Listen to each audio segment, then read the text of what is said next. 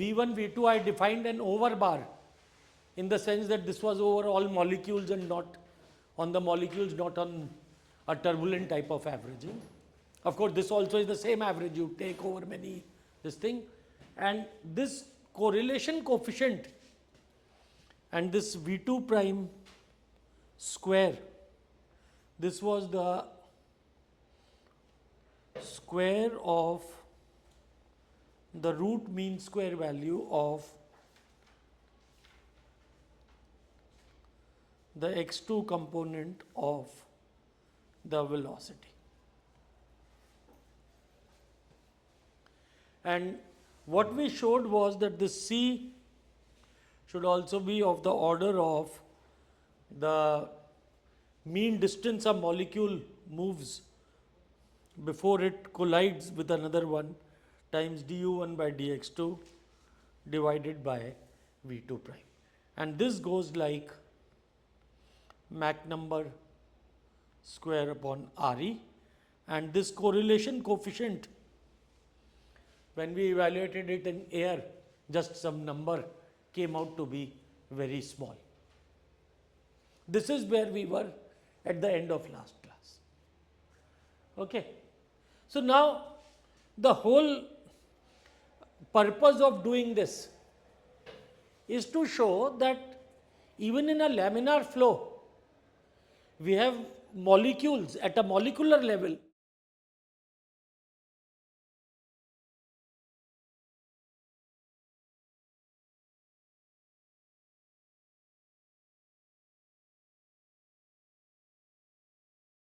because this correlation is very small. The molecular, because C is small,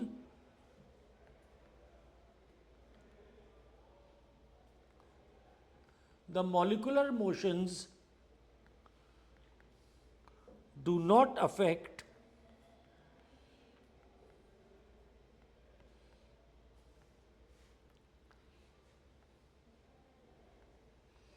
the transfer of momentum, which is guided by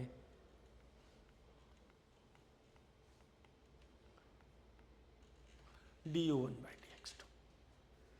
So it is just the mean motion which guides how the shear stress comes. Okay, but we try to use the same analogy in turbulence, and that is what our focus of today's lecture will be. But then we realize in turbulence, this correlation coefficient, as we will show, will not be small. It will be of a large order, and therefore, when we carry these ideas of this type, because this was the idea how we got the value of nu, the molecular diffusivity which we got from the kinetic theory of gases was derived using these ideas. And now in turbulence, our first thought is to use the same thing for Reynolds stress, because what we do is we define an eddy diffusivity, and we said that the turbulent stress is equal to nu t times du1 by dx2 or d mean of u1 by dx2. So this is what we will discuss further and see, while this idea may work in some flows, but conceptually in turbulence this is wrong. To put eddy viscosity type of a concept in general for a turbulent flow will not work. Why it works also we will discuss, and that is what the whole theme of today's lecture will be. So we carry these. So what we are saying is, because molecular motions are not they do not affect the transfer of momentum, which is just guided by, in fact, this mean u1 should also be not there. It should be du1 by dx2. Let me just correct this, because we are talking of laminar flow, which is guided by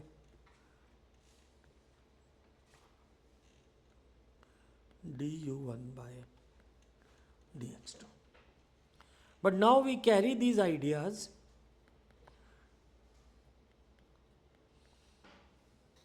to turbulence. And this is where you will see that as we carry these ideas and we want to carry them, we will have to make many ad hoc assumptions. And that is what. So now in turbulence, when we have the Reynolds stresses which are there, so let's say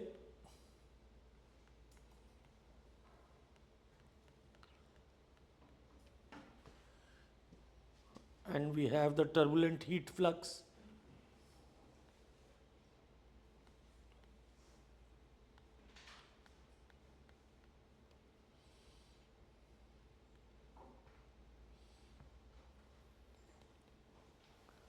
Turbulent.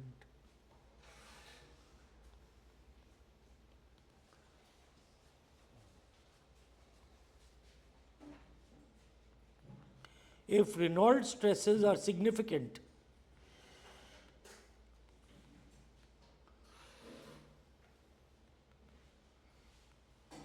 then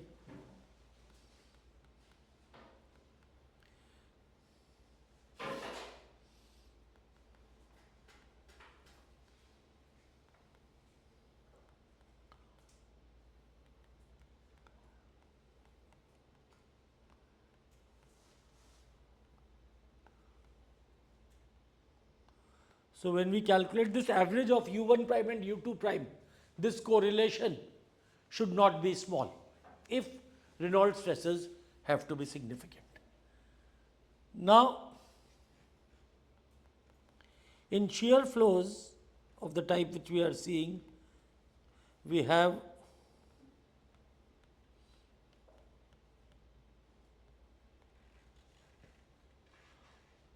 and for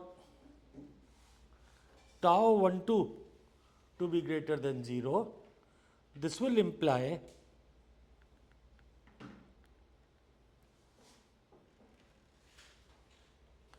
if we have a mean shear which is positive and if the shear stresses are positive and if we have this relation, that's how we have defined the Reynolds stresses, then the correlation of u1 prime u2 prime has to be less than 0. That means in a large sense, when u1 prime is less than 0, u2 prime has to be greater than 0, or when u1 prime is greater than 0, u2 prime has to be less than 0. Now, what do I mean by large sense? We are calculating an average of u1 prime, u2 prime. So, if I take one instance, I look at u1, now these are both of the same, at the same point. So, that means they are of the same particle. I calculate u1 prime and u2 prime. Now, in general, I can have 4 combinations. u1 prime can be positive, u2 prime can be positive, u1 prime can be negative, u2 prime can be positive, and so on. So, there are 4 possible conditions. But if the average of u1 prime, u2 prime in a large sense is less than 0, then there will be many more instances when u1 prime is less than 0, then u2 prime has to be greater than 0. Because then only the product will become negative. Yes? So why do we, like, the definition of Reynolds stress, that tau 12 is minus of rho of correlation. Yes. So why do we want that there is a minus in that definition? Like, since it's a correlation, it can happen that they are positively correlated. Right? That's right. But then see the way this comes out in the this comes out on the left hand side. When you take it on the right hand side, it comes with a minus sign. Then overall, when you find that shear stresses are positive, and if du1 by dx2, if this term is positive, then this has to be negative. Only then the shear stress will become positive. See, because you are also, in some sense, when you are doing here, you are also assuming a sort of a gradient transport hypothesis, that shear stresses are related to du1 by dx2. Okay, and as I will probably talk a bit more when we talk of the turbulent boundary layer near the wall. There is this phenomena called low speed streaks and high speed. The word streaks are basically what you find is that when there is flow near a wall, a turbulent flow, then the flow aligns itself in the streamwise ways, and suddenly what you find is that one stream of a sort of fluid which is moving along the streamwise way is ejected away from the wall, is moving at a lesser speed than the average fluid, and it is pushed away from the wall, and this is termed as an ejection. No, so that one of the reasons why this term, why that happens, is not because of Bernoulli's pressure. More velocity, less No, no. So there actually what you find is because this U1 is less than 0, but then it gets ejected out, which means it's thrown out from the wall. So therefore U2 prime is greater than 0. So this first thing represents those bursts. It's termed as a burst. So you see these streams, and also you see at the other time high speed fluid going towards the wall, and all that is basically a part of a vortex. What you have is, and near the wall you have a phenomena like this. If there's a vortex in this sense, then this part is what gets thrown out and this part comes in. And experimentally what you observe is this part, the speed is less than the mean speed on an average sense. And in this part, the speed is greater. So this vortex, which is there near the wall, itself represents these streaks, high speed streaks and low speed streaks. And these are again basically sort of goes well with this correlation that when U1 prime is less than 0, then in a large sense, there may be instances where both U1 prime and U2 prime are positive and both are negative also. But if you take an average, larger number, much larger will have U1 prime less than 0 and U2 prime greater than 0, and the second one, then the other two possibilities. Why is this happening? Like, this is a vortex. Yeah. Why is it happening? मतलब ऐसा बन क्यों रहा है? इसकी physics will, एक तो continuity equation forces this. See, because if the fluid is coming down here, it hits a wall, then it has to move up. So in some sense, this is also got to do with the boundary conditions. Okay? So, and again, a lot of this is empirical observation. You do this and you observe this in the flows. So what I described here, this is something which is what you experimentally and numerically observe in the in the flow near a wall. Okay. So would it be del mean U1 by del x2 or just h del x? No, here it is now when I talk of turbulent shear flow, it is the mean. It was now, earlier when I was talking in the last class, I was talking of laminar flow. So there was no mean. Now I'm talking of turbulent flow. And so like for this mean of U1 prime, U2 prime to be negative, it's so that we get positive For the shear Reynolds stress. Yeah. And so what do you think that like when we are talking about U1 prime, U2 prime, these are very like small scale phenomena.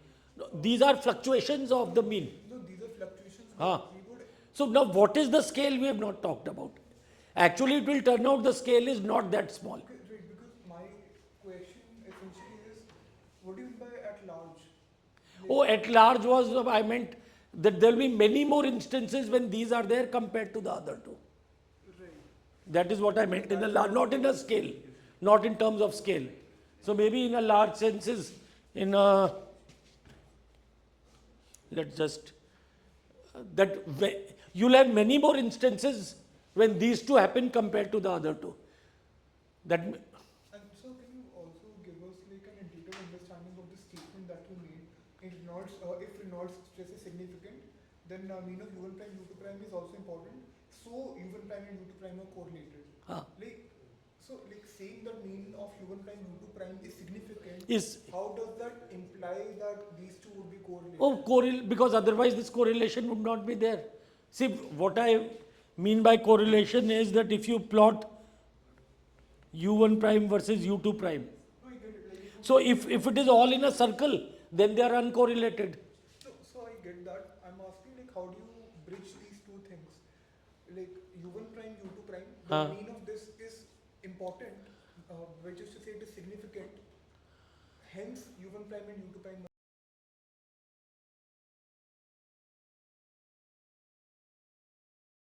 No, but then you have to take average over large numbers. By itself it may be there, but then if you take averaging, then unless they are correlated, this average will, that's what I'm saying, that if you plot u1 prime, and these are primes, these are not the means, not instantaneous. So now if they are, how do you decide whether they are correlated or not? If I plot all these, if I get things like which has uh, close to a slope of some line, then they are correlated. But if I get them scattered all around, then they will be uncorrelated. Because when I take the product of u1 prime, u2 prime, add all these divided by the total number of observations. Okay.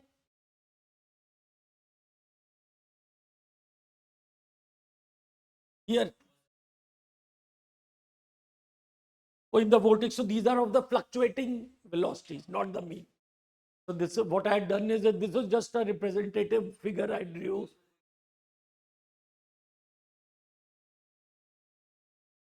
नहीं नहीं, वो case यही तो बता रहा था कि जब ये वाला पार्ट है यहाँ पे, if this is fluctuating vortex, then clearly u2 prime is greater than 0. But then what you observe is in सब points का u1 prime देखोगे, so it will be less than 0. That means this thing which is going up goes at a lesser speed as compared to the average. And similarly here, u2 prime is less than 0. It's coming down. So there, if you measure u1 prime of most of these particles, it will turn out to be greater than 0, means it is more than the mean. So physically, what you'll observe is all these particles which are moving up, they sort of get thrown out, and these are coming in.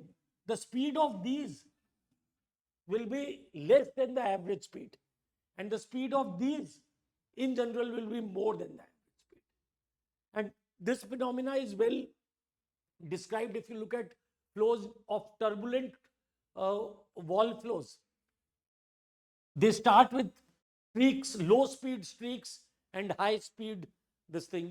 There's another word for it. I'm forgetting that right now. Streaks, or you can call them high speed streaks, which are coming down. So this is observed in the flow, and so which very well correlates with this. That's why I gave this example to tell you that physically also we find this.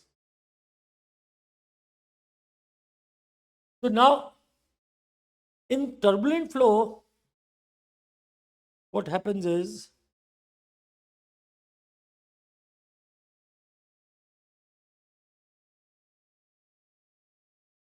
the energy of the eddies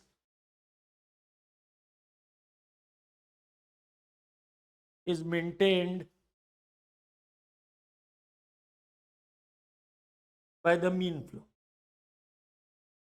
As the eddies lose energy to smaller eddy.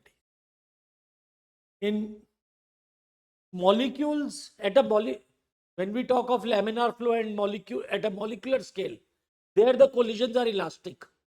So energy is not lost. But in a turbulent flow, when again energy is not lost, but eddies lose energy in the sense that they break up into smaller eddies. They don't lose it to viscosity, but the eddies keep on breaking up. So at a large scale, you need a constant supply of energy, which comes from the mean flow. Otherwise, so now, thus, eddies have to obtain energy from the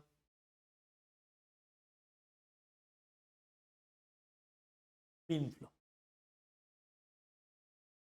And most powerful eddies are those which absorb energy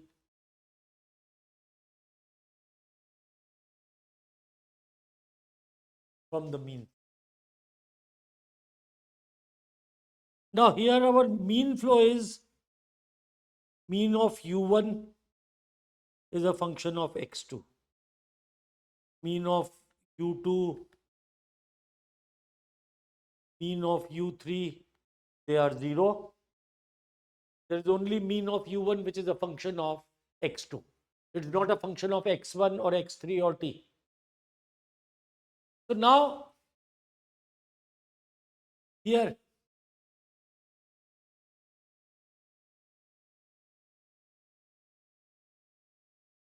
the mean strain rate will be equal to half of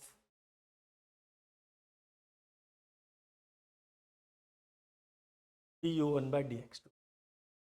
It is half of du1 by dx2 plus du2 by dx1. There is no mean of u2, so it's just half of du1. Okay, there is only, this is the only component in the strain rate, S12 and S21. Everything else is 0.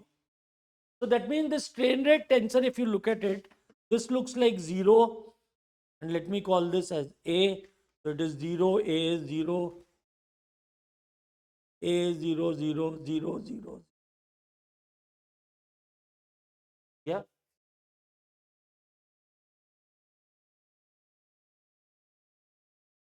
Yeah, the strain rate came in the mean strain rate when you talk of the shear stresses. The shear stress, then we wrote it as mu times Sij. So that is where this came, and that's where it is related. Okay. This Sij is the mean strain rate. Yeah. So this is mean of this mean part of the strain rate. Okay. Now here, let me just ask you, if I'm talking of x, x1, x2, x3,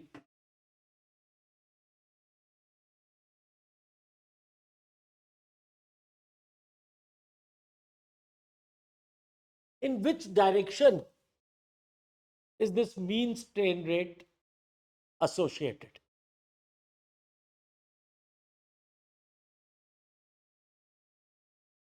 So that means what I'm trying to ask you is, if I rotate my axis, see right now, along which axis will it come only as a single component which is elongating or compressing?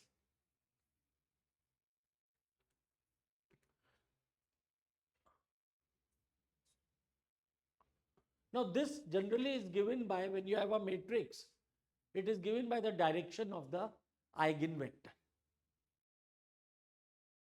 Okay. Now, at least those of you who have seen, have you seen Mohr circle? How many of you have seen Mohr circle? Principal stresses. You will probably not have seen Mohr circle, but uh,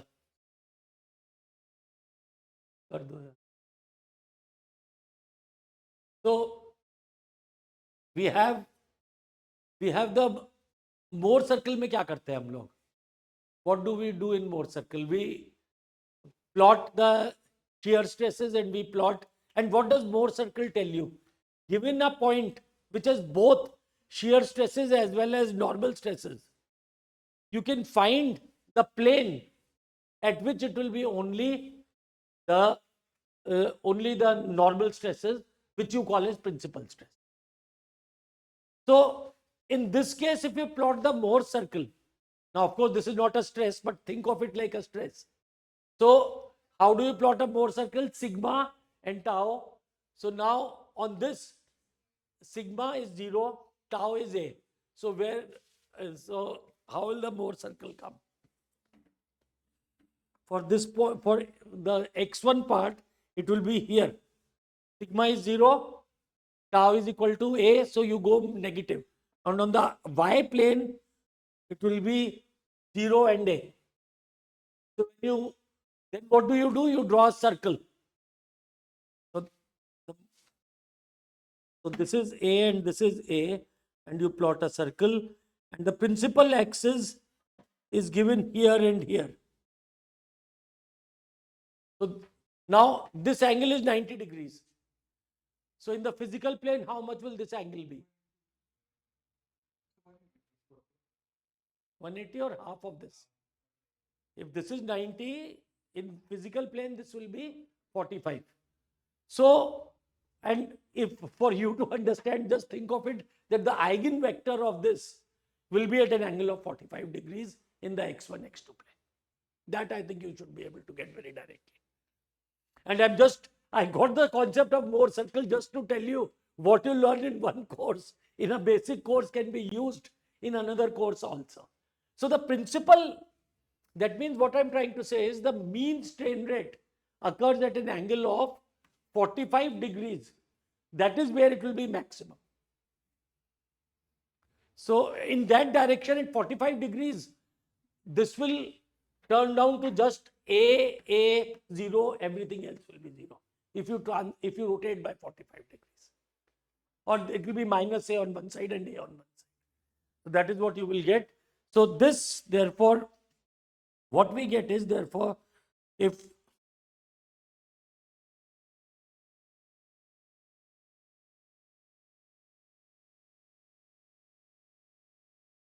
this is x2 and this is u1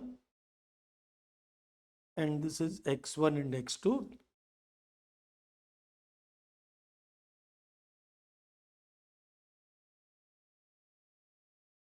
this is the line where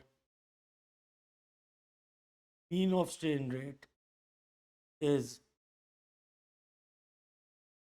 maximum, and this will be just, it will tend to, therefore if I have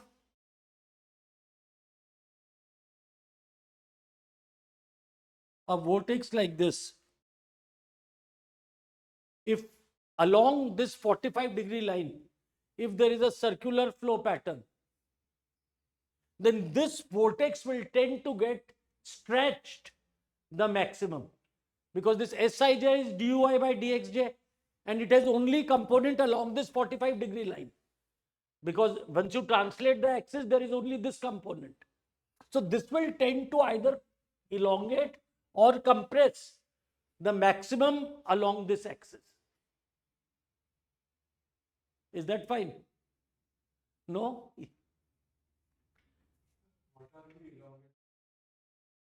So if there is an element of fluid here, so let's say there is a cylindrical element like this. So now the velocity component here is the maximum, and which is at an angle of 45 degrees. Now there is no shear along this line. So this will tend to get, depending on whether you are at this angle or at the other angle, in one direction it will get pulled, in the other direction it will get compressed, because it's only A. The radius of the circle is A, so this circle wise anyway, that gives me the magnitude. So this basically will either get compressed or it will elongate along this line. So that is the line where, so if there's an eddy like this, the mean flow will tend to pull it or compress it the maximum along this direction. So therefore the vorticity, because it tends to get pulled, if there is volume conservation, then what will happen? It will become smaller. Okay, and if it becomes smaller, then the vorticity will increase. Because there's some amount of vorticity, you now take it over a smaller region. So that will increase. So that is what is causing the increase or decrease of vorticity. And this is where, so along this line, what I'm going to saying here is, so we say that this leads to the fact that the good, so to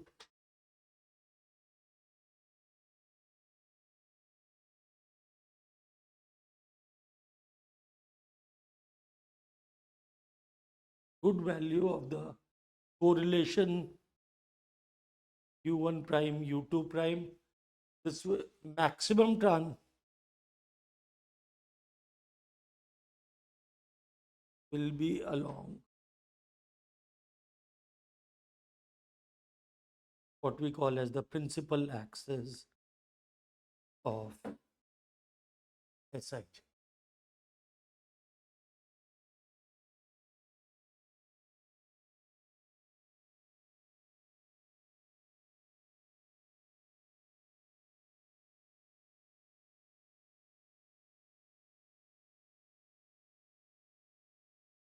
So because there are these mechanisms, a simple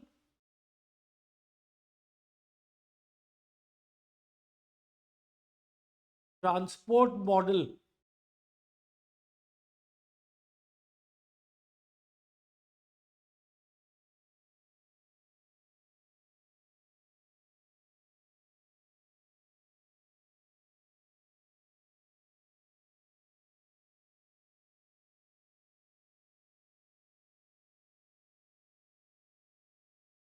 because now we have many more mechanisms in a turbulent flow. We have a preferred direction along which something is happening. So therefore, if we try to use what we have used earlier, it will not be bound to work. And then, so let's try to look at the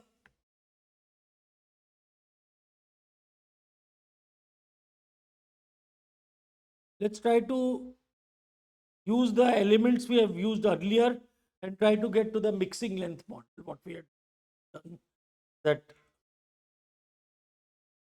what we did in the molecular sense. Let's try to do it. So let us say this is x2 is equal to 0 and at t is equal to 0 there is a particle here, and this particle moves up somewhere. Let's say this is at x2 is equal to L. So what we have is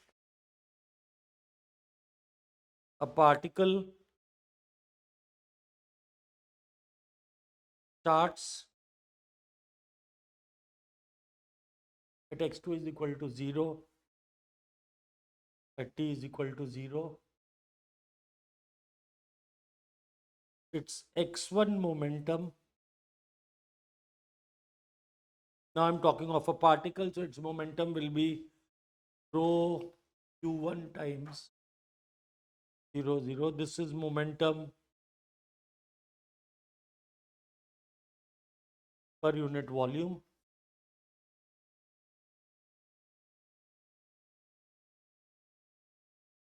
It moves upwards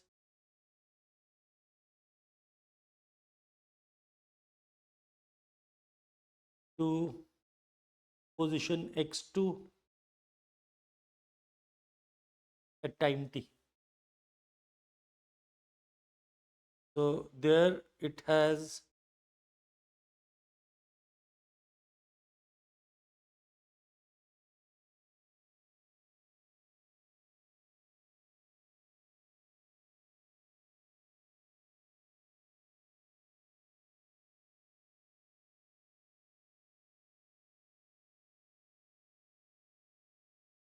so again I'm using this term. This particle, when it moves up at x2 comma t, all other particles have x momentum equal to rho u1 at x2 comma t. Its own momentum is rho u1 0 comma 0. So it has a momentum deficit given by delta m, which I write as rho u1, the difference of these two. So now this I can take average of the right hand side.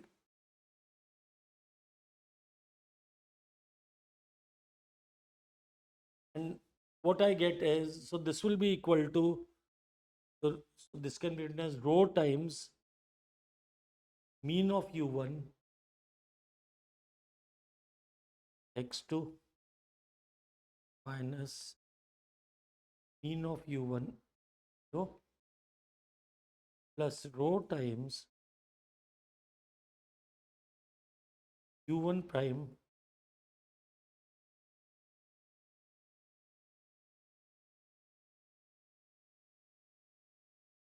So I take an average of this, average of U1. So I split this into average and fluctuation, not take an average.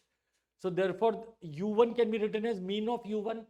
Now, because in this flow is only changing in an average sense with x2. So the time average is not there. So it's mean of U1 at x2 minus mean of U1 at x0. And then I get the fluctuating component U1, which is both function of x2 and t. And similarly, u1 prime at 0 comma 0 is the initial momentum, initial fluctuating part. So now here if we assume, if the second part is negligible compared to first. Now this is a big if and will not be valid probably in a turbulent flow, because fluctuations are of the same order as the mean. So, or at least will not be. So if the second part, so we'll just assume this. If we do this, then what we can do is the mean part, mean of u1 at x2 minus mean of u1 at 0. This can be expanded in a Taylor series x2 times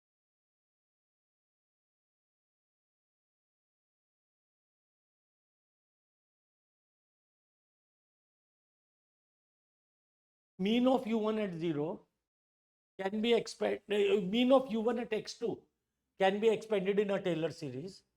So therefore, this will become equal to mean of u1 at 0 plus x2 times du1 by dx2 evaluated at 0 plus higher order terms. So again, a second approximation has been made. What is the second approximation? Higher order terms have been neglected, which again we will come back to that. We will show that they will not be valid. But here we are just trying to see if we go the molecular way or what are the bases of the eddy viscosity approach. What we have. So here this is equal to this and neglected x2 square to u1 by d plus higher order. So based on this, what we have got is the momentum deficit is equal to rho times x2 times du1 by dx. Now,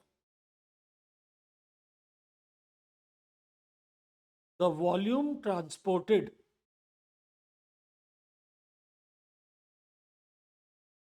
per unit area per unit time is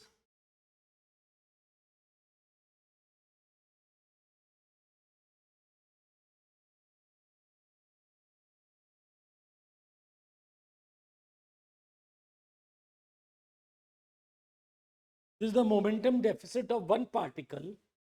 Now, since the particles are moving up, the total volume of the particles which have moved up, this will be, if I look at this per unit area per unit time, it will be the vertical velocity of the particle. Because when I multiply it by time, that will give me the length of this element, and multiplied by area, will give me the total volume of the particles which have moved up. Okay, so the volume transported is u2. Now u2 is the instantaneous velocity, which actually is also equal to the fluctuating velocity, because we are talking of the single particle, not an average sense. So this particle, when it moves up, whatever it's u2, and multiplied, so the total volume which would have gone up along with this particle would be equal to u2 of the particle multiplied by this. So therefore, what we have is, now this u2 is nothing but dx2 by dt. So the average momentum flux is equal to rho x2 du1 by dx2 times u2 and an average.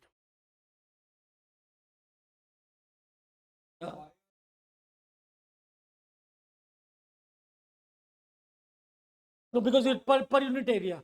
I'm taking it as per unit area. Flux, I'm talking of the flux. So that is why. So it's basically per unit area, per unit time.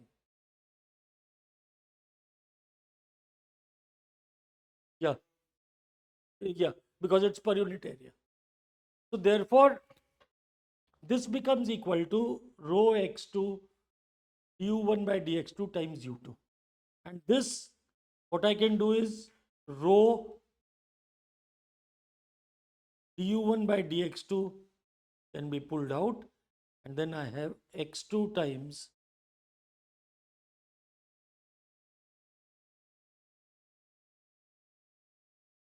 now if I look at average of x2 dx2 by dt, this is equal to half of d by dt of x2 square, and this is nothing but average of x2 times u2. So therefore,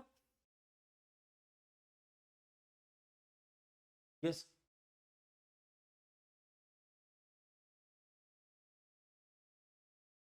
transport of fluid happening here.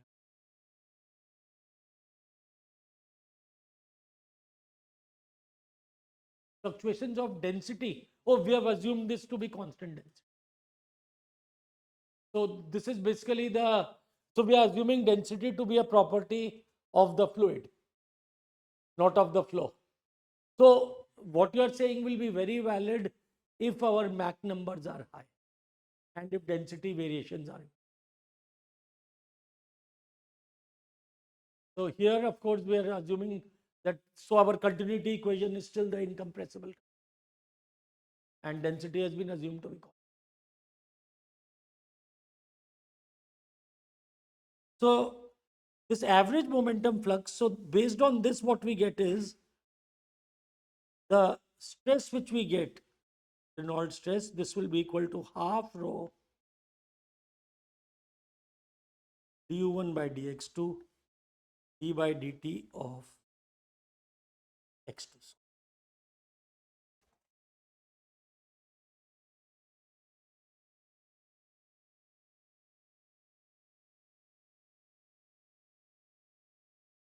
Now, if the fluid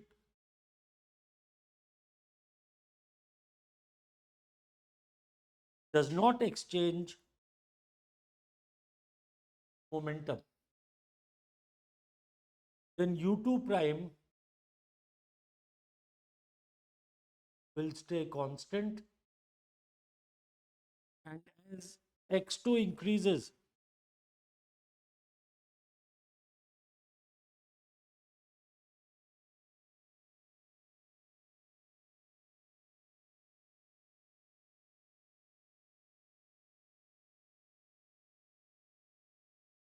but what we expect is that mean of x2 times u2 prime should decrease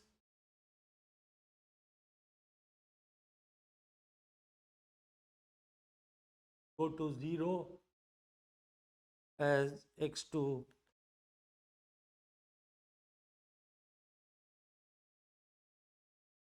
because at some length scale L, x2 and u2 prime should get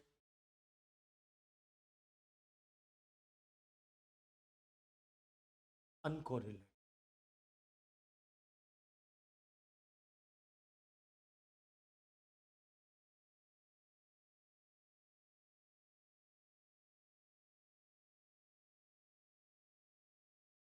So the length L after which u2 prime and x2 get uncorrelated, we call it as L. So this correlation of x2 u2 prime can be written as u2 prime times L, where now this is the RMS velocity in the x2 direction. So this x2 I should write it as u2 prime RMS.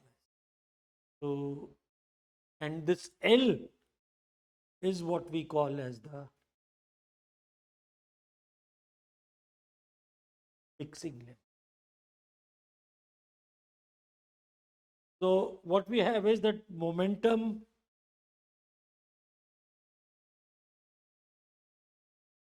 will not be conserved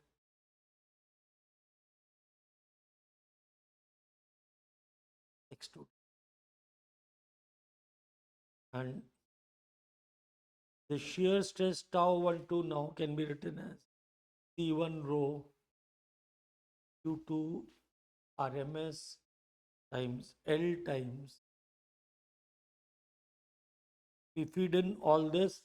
So this is what the form it will take, and then what we have is we can define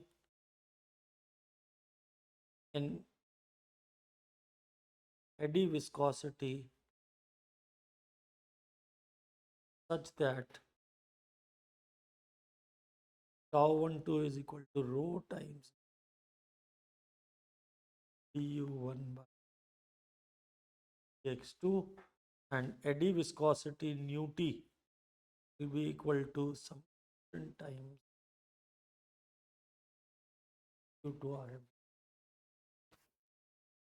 And the fact here is this u2 prime rms and L are properties of the flow and not of fluid. L will typically be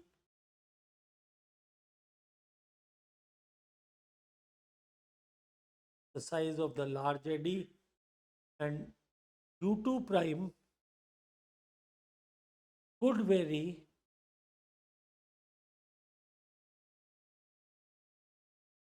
from point to point. It not always constant, it will could be.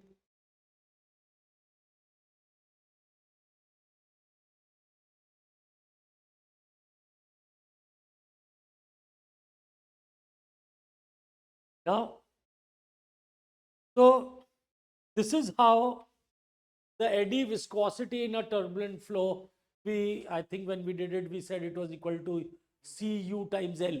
So now we are sort of giving some sort of a justification, and also again you see a lot of things are very hazy. It is not, you can't say U2 prime RMS is something which is a part of the flow. For example, if I look at the wall, just at where the no slip condition is valid, what will be the instantaneous velocity there? Zero. Instantaneous as well as mean, everything has to be zero. So that means when I take u2 prime at the wall, always has to be zero. So that means the eddy viscosity at the wall has to be zero. Whereas if I move slightly higher up, u2 prime is not zero. So the eddy viscosity is not zero. So while coefficient of viscosity which we take in the laminar flow is constant all across the fluid. It's a property of the fluid. Here this eddy viscosity could change with position to position. So it's a property of the flow, not of the fluid, if we have to use it in this. Okay, so while we make this assumption of eddy viscosity, but we realize that what we are getting into is something, a totally an unknown territory. And we have to think of these things before we move ahead. Now, in the next class, we will talk of a length scale problem. I'm still moving a bit slow. We are still in the middle of chapter 2. We'll talk of this. There are more length scales which will come in. One length scale will come as we have defined based on the first derivative to the second derivative. We had done that earlier. That leads to a length scale. And so we'll have a look at those scales, and then we will apply these ideas to the boundary layer flow and see how these things work. What we will show is that this eddy viscosity assumption is going to work if there is only one velocity scale and one length scale. Then these ideas may still give us some good results, but once we move on beyond that, this will not work, and we will use a simple example. First, we will do it where there is only one velocity scale, one length scale, and we will show the eddy viscosity. And then we will take that example, modify it, we put a second velocity scale in that problem, and then we will see it will not. So that is what we will do. That will bring us to the end of chapter 2 of Lumley's book, which will be at least 2 more lectures. Okay, and then, but meanwhile, I hope you have started deriving the, have you derived the kinetic energy equation? I wanted to ask you about that. Okay, but do start doing that. I will frame it as a problem, give it to you by next time. Yeah. So, yeah. ठीक है, बंद कर दो.